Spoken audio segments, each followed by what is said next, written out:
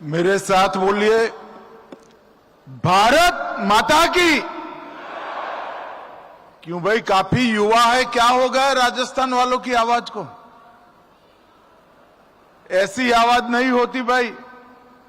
दोनों हाथ उठाकर विकसित राजस्थान के संकल्प की मुट्ठी भींच कर बोलिए, उठाइए जरा दोनों हाथ अंत तक और प्रचंड आवाज से बोलिए, भारत माता की।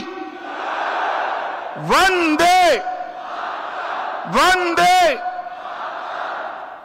मंच पर उपस्थित राजस्थान के लोकप्रिय मुख्यमंत्री श्रीमान भजनलाल जी, राजस्थान उच्च न्यायालय के मुख्य न्यायमूर्ति श्रीमान संजीव प्रकाश शर्मा जी, राजस्थान की उप मुख्यमंत्री श्रीमती दिया कुमारी जी, राजस्थान के उप मुख्यमंत्री डॉक्टर प्रेमचंद बेरवा जी,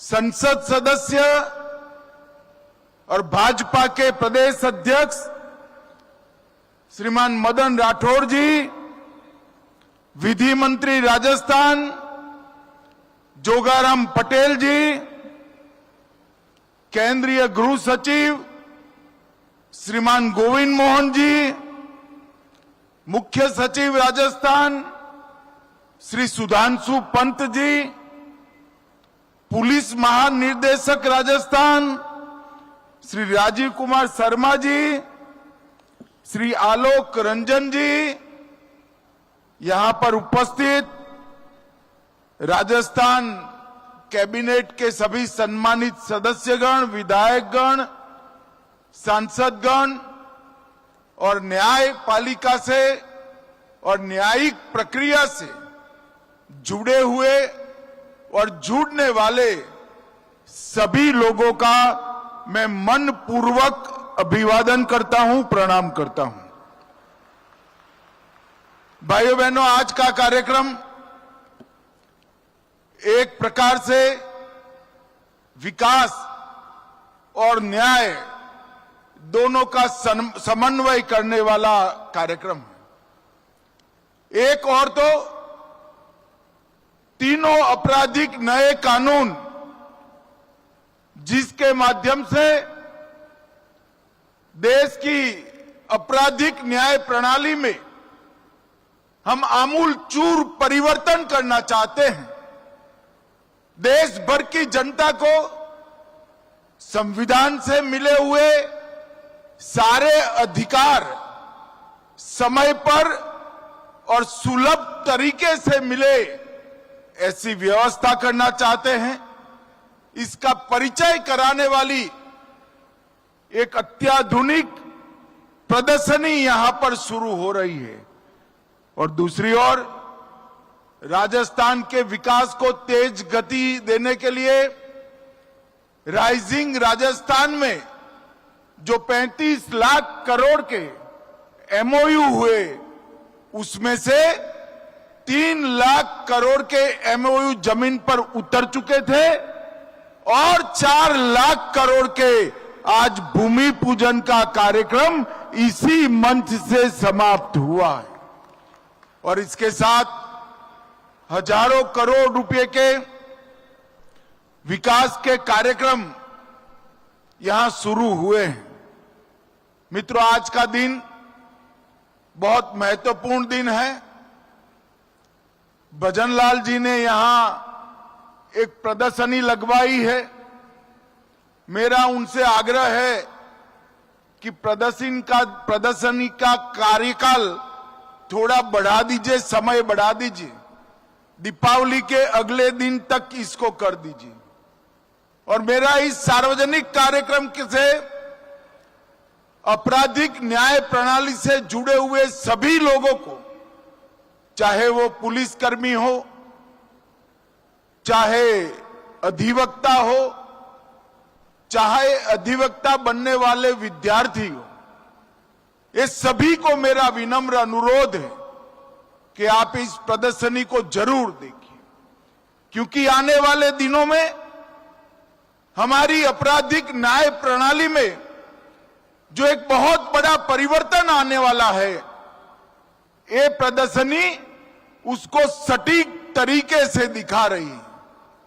इसी के माध्यम से आप जान पाएंगे कि 160 साल पुराने कानूनों को समाप्त कर नरेंद्र मोदी जी जो नए 3 कानून लाए हैं, इससे किसी भी एफआईआर देश भर में 2027 के बाद होगी। पूरी व्यवस्था लागू होते होते 2 साल और लगेंगे, परंतु 2027 के बाद जो भी एफआईआर होगी, इसको 3 साल के अंदर ही सुप्रीम कोर्ट तक न्याय देने की व्यवस्था इस कानून से हो जाएगी।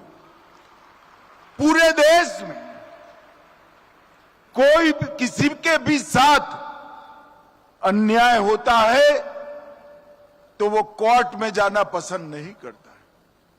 हमारी न्यायिक व्यवस्था की छवि न्याय समय पर न मिले ऐसी बनी है, और मैं विश्वास के साथ राजस्थान की जनता को बताने आया हूं कि 3 आपराधिक न्याय प्रणाली के कानून आपको समय पर सुलभ तरीके से, सरलता से न्याय देने का काम करेंगे।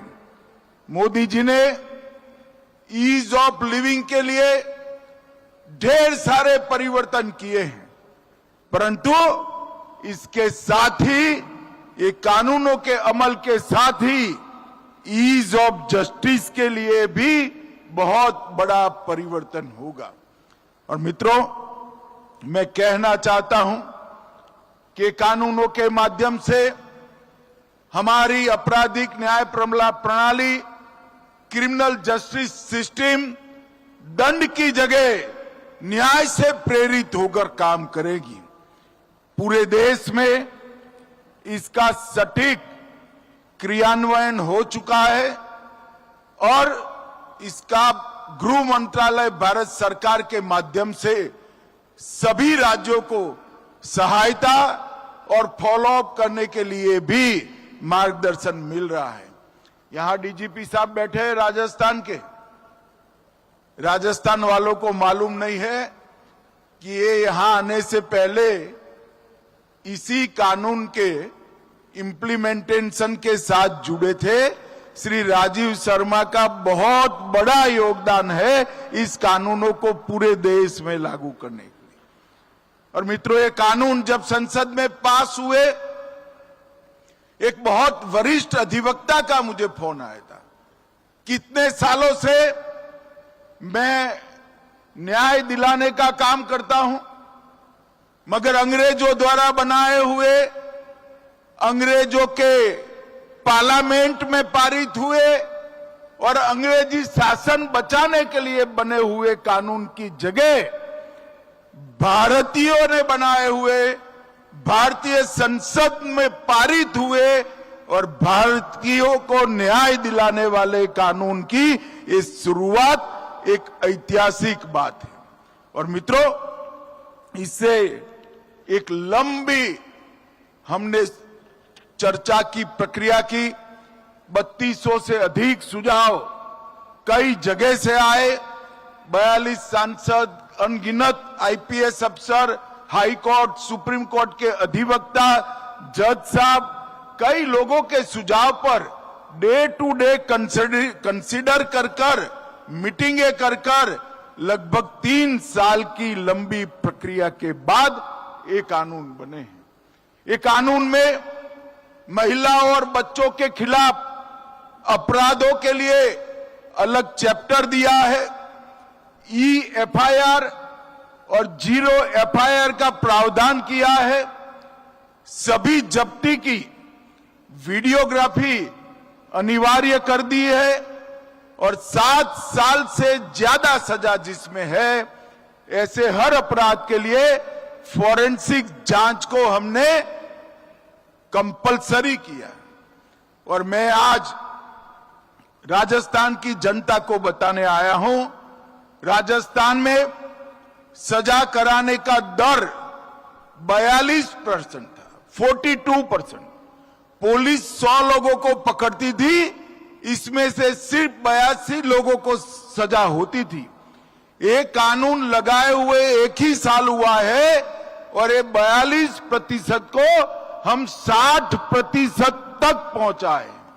और मित्रों, मैं आपको विश्वास दिलाता हूं, जब इसका संपूर्ण इंप्लीमेंटेशन हो जाएगा, ये 60% से भी बढ़कर 90% तक सजा का दर जाएगा। ये सभी प्रकार के वैज्ञानिक प्रावधान इस कानूनों में किए हैं।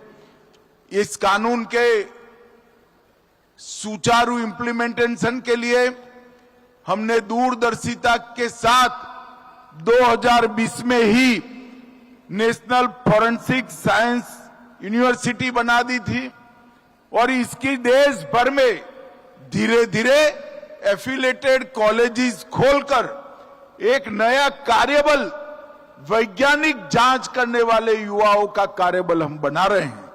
इन नई संहिताओं में आतंकवाद, मॉब लिंचिंग, संगठित अपराध और डिजिटल अपराध की व्याख्या भी हमारी न्याय प्रणाली में पहली बार की है। और इस कानून में कुल मिलाकर 29 से ज्यादा जगहों पर समय की मर्यादा तय की। 90 दिन में ही पीड़ित को अपडेट देना है, 14 दिन में पुलिस रिपोर्ट की आपूर्ति पीड़ित को कर देना है, 60 दिन में और 90 दिन में चार्जशीट कर देना है। अगर कोई देश छोड़कर जाता है या कानून की शरण में नहीं आता है तो ट्रायल इन एब्सेंशिया, इनकी अनुपस्थिति में ट्रायल कर सजा कराने का प्रावधान भी हमने किया है। इसके साथ साथ डायरेक्टर प्रोसिक्यूशन, इसकी भी स्थापना की है। मित्रों, ये जो बदलाव है एक प्रकार से ऐतिहासिक बदलाव है। मैं विश्वास के साथ कह रहा हूं, ये जो रिफॉर्म आया है वो 21वीं शताब्दी का सबसे बड़ा रिफॉर्म हमारे 3 क्रिमिनल जस्टिस कानूनों को आगे लागू करना है। और इसके कंप्लीट इंप्लीमेंटेशन के बाद हमारी आपराधिक न्याय प्रणाली, क्रिमिनल जस्टिस सिस्टम पूरी दुनिया में सबसे आधुनिक आपराधिक न्याय प्रणाली बन जाएगी, इसका मुझे पूरा विश्वास। मित्रों, कई सारे मामलों में 25-25, 30-30 साल तक हम सजा नहीं करवा पाते, लोगों को न्याय नहीं देते थे और इससे अब मुक्ति मिल जाएगी। जब हमने तय किया 60 दिन में चार्जशीट कर देना, चालान लागू करना और 90 दिन गंभीर अपराधों के लिए, तब सबके मन में संशय था ऐसा हो पाएगा। सिर्फ 1 साल हुआ है, देश में लगभग 50% से ज्यादा चार्जशीट समय पर होने लगे हैं और मुझे पूरा विश्वास है 1 और साल में ये 90% तक पहुंच जाएंगे। इसके तहत लाखों पुलिस अधिकारी, हजारों न्यायिक अधिकारी और एफएसएल के कर्मचारी, जेल के कर्मचारी, सभी का ट्रेनिंग का काम भी हमने पूरा कर दिया है। आई गॉट पोर्टल के माध्यम से भी ट्रेनिंग और प्रशिक्षण हो रहा है और अब कहीं पर भी पर्सनली कोर्ट के सामने जाने की गुंजाइश बहुत कम छोड़ी है। जेल से भी अपराधी वीडियोग्राफी से अपनी पेशी लगाएंगे। अलग जगह पे कोई पुलिस अधिकारी है तो वो भी वीसी से पेश हो सकते हैं। बैंक के कर्मचारी, अस्पताल के डॉक्टर और एफएसएल के वैज्ञानिक, वो भी वीसी से अपीयर होंगे। इससे ढेर सारा समय का भी बचत होगा, पैसा भी बचेगा और पुलिस कस्टडी से भागने की संभावना लगभग जीरो हो जाएगी। मित्रों, ये कानून को मेरा फिर से एक बार करबद्ध निवेदन है आप सभी से कि ये जो प्रदर्शनी लगी है, ये राजस्थान के आपराधिक न्याय प्रणाली से जुड़े हुए सभी अंग उपांग के अंदर कार्य कर रहे सभी लोग इसको जरूर एक बार देखें। मित्रों, आज 4 लाख करोड़ के निवेश प्रस्तावों की ग्राउंड ब्रेकिंग सेरेमनी हुई है। जब यहां पर राइजिंग राजस्थान का समिट चल रहा था, मैं भी आया था। मैंने गहलोत साहब का एक कमेंट पढ़ा था कि 35 लाख करोड़ के एमओयू तो किए, जमीन पर कितने उतरेंगे। उस वक्त तो हमने किसी ने जवाब नहीं दिया था, मगर मैं आज गहलोत साहब को कहना चाहता हूं, गहलोत साहब, ये भारतीय जनता पार्टी की सरकार है, ये कांग्रेस की सरकार नहीं है। हम जो कहते हैं वो करते हैं।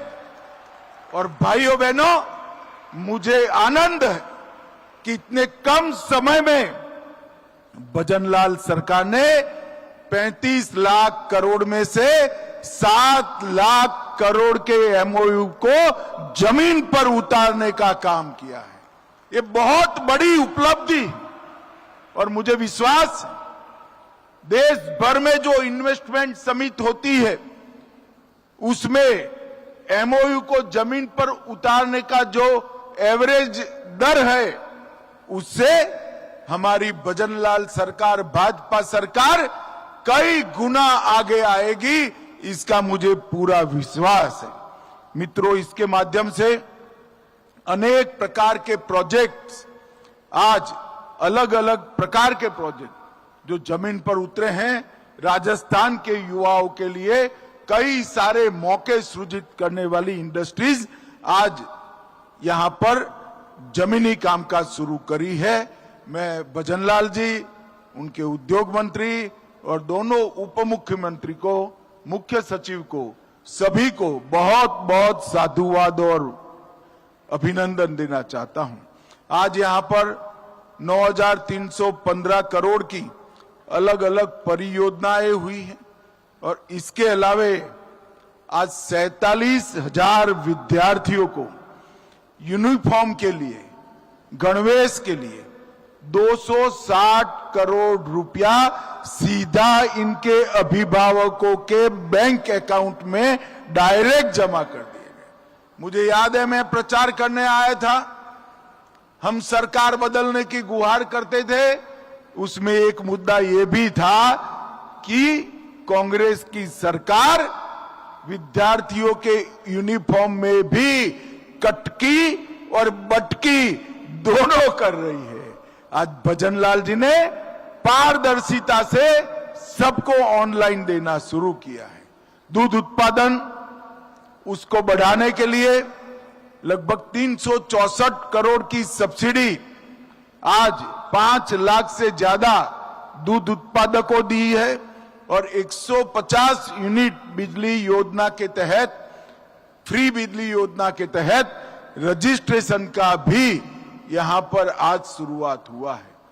56 एफएसएल की गाड़ियां जो अब सैंपल लेने का काम करेगी, और अनेक पुलिस के व्हीकल आज लोकार्पित हुए हैं। यहां आया हूं तब 2 बातें जरूर कहना चाहता हूं। दीपावली आने वाली है।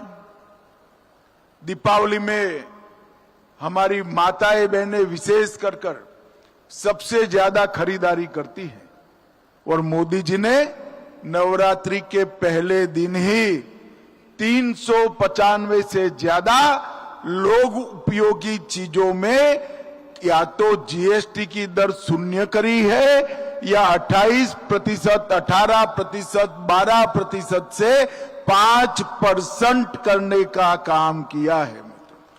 और इतना बड़ा बिक्री कर में राहत पूरे देश भर में कभी नहीं दिया गया। इसलिए आपकी दीपावली शुभ होने की पूरी व्यवस्था मोदी जी ने करी है, मगर मैं आपको एक आग्रह भी करना चाहता हूं। दीपावली तो सस्ती खरीदारी से जरूर शुभ करिए, परंतु स्वदेशी चीजों को ही खरीदने का आग्रह आप लोग करिए। अगर देश के 140 करोड़ लोग ये प्रण ले लेते हैं कि हम बाकी का जीवन जिन चीजों का उपयोग करेंगे वो मेरे देश में ही बनी हुई है, ये बनाने में मेरे देश के मजदूर का पसीना होगा, ये बनाते वक्त मेरे ही कोई भाई बंधु को इससे रोजगारी मिली होगी। अगर इतना प्रण कर लेते हैं तो देखते देखते मोदी जी ने हमारी अर्थव्यवस्था को 11वें नंबर से 4थे नंबर पर पहुंचाई है। युवाओं, जब आप लोग होंगे 2047 में देश आजादी की शताब्दी मनाएगा, तब हम सर्वोच्च नंबर पर दुनिया में पहुंच कर रहेंगे, सर्वोच्च नंबर पर। और इसलिए विशेषकर युवाओं ने और हर परिवार की महिलाओं ने, माताओं ने, बहनों ने स्वदेशी का आग्रह, इसका प्रण इस दीपावली के दिन लेना है। अगर देश के अंदर ये तय हो जाए कि 140 करोड़ लोग वही चीजों का उपयोग करेंगे जो हमारे देश में बनी है, तो हमारे देश का मार्केट, हमारे देश की बने उत्पादों की खपत इतनी तेजी से बढ़ेगी कि हमारा देश दुनिया भर के उत्पादकों के लिए उत्पादन का केंद्र बन जाएगा। मित्रों, अभी अभी मैं एक अंतिम बात राजस्थान के किसानों के लिए कहने आया हूं। वैसे तो हमारा कृषि प्रधान देश है, हम सभी लोग मानते हैं, परंतु दलहन आज भी हम विदेश से आयात करनी पड़ती है। कांग्रेस के जमाने में 1.52 लाख मैट्रिक टन दलहन एमएसपी पे खरीदी जाती थी और आज 83 लाख मैट्रिक टन हम खरीदते हैं। मगर अब मोदी सरकार ने एक निर्णय किया है, नाफेड और एनसीसीएफ के साथ जो किसान रजिस्ट्रेशन करते हैं उनकी तूर, मसूर और उड़द 100% एमएसपी पे खरीदी जाएगी। राजस्थान के अंदर उड़द की खेती है, तूर की खेती भी हो सकती है। राजस्थान के सभी किसान इंटरक्रॉप जो करते हैं, बीच में जो क्रॉप करते हैं, उनमें दलहन की खेती करें और रजिस्ट्रेशन कराए एनसीसीएफ और नाफेड से। आपका 100% दलहन भारत सरकार एमएसपी पर खरीद लेगी। मित्रों, देश को दलहन के क्षेत्र में, तिलहन के क्षेत्र में आत्मनिर्भर करने की जिम्मेदारी हमारे अन्नदाताओं की है। मैं राजस्थान के सभी किसान भाइयों को निवेदन करने आया हूं कि दलहन का उत्पादन बढ़ाइए, नाफेड और एनसीसीएफ के साथ आपका रजिस्ट्रेशन करिए और एमएसपी पर आपका सारा दलहन का क्रॉप भारत सरकार खरीद लेगी। भाइयों बहनों, आज फिर से एक बार राजस्थान सरकार के गृह मंत्रालय को मैं हृदयपूर्वक शुभकामनाएं देता हूं।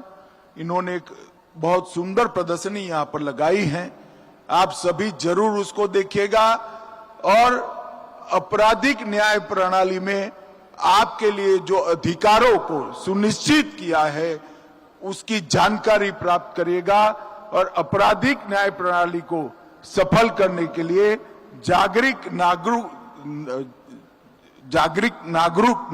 के नाते आप भी सम्मिलित होइएगा। फिर से एक बार भजनलाल और उनकी पूरी टीम को 7 लाख करोड़ के एमओयू को जमीन पर उतारने के लिए बहुत बहुत बधाई और आगे के लिए शुभकामनाएं। मेरी बात मैं यहीं समाप्त करता हूं। मेरे साथ जरा जोर से बोलिएगा, भारत माता की। अरे जोर से बोलो भाई, ऐसा नहीं चलता। प्रचंड वर्ड से बोलो, भारत माता की वंदे वंदे।